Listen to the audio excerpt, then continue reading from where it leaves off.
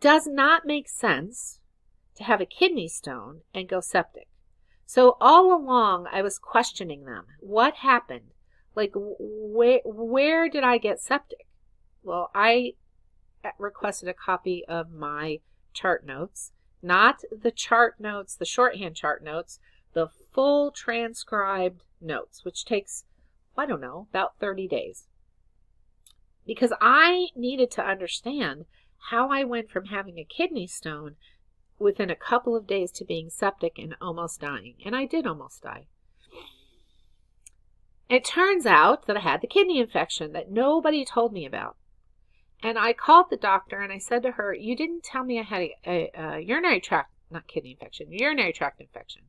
And she said, well, would it have mattered? You wouldn't have taken antibiotics anyway. And I said, you've got to be kidding me. There are hundreds of ways to treat a urinary tract infection.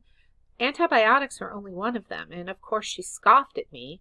And let me tell you, as a side note, I have treated many, many, many urinary tract infections without antibiotics.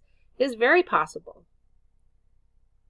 And so I said to her, well, so the way I understand things is I had a urinary tract infection with a barbed kidney stone, and those bacteria entered my bloodstream, and that's how I went septic.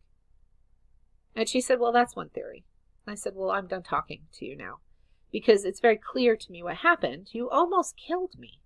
So why do I tell you this story? Because without the treatment of the septicemia that I had, I would have probably died, because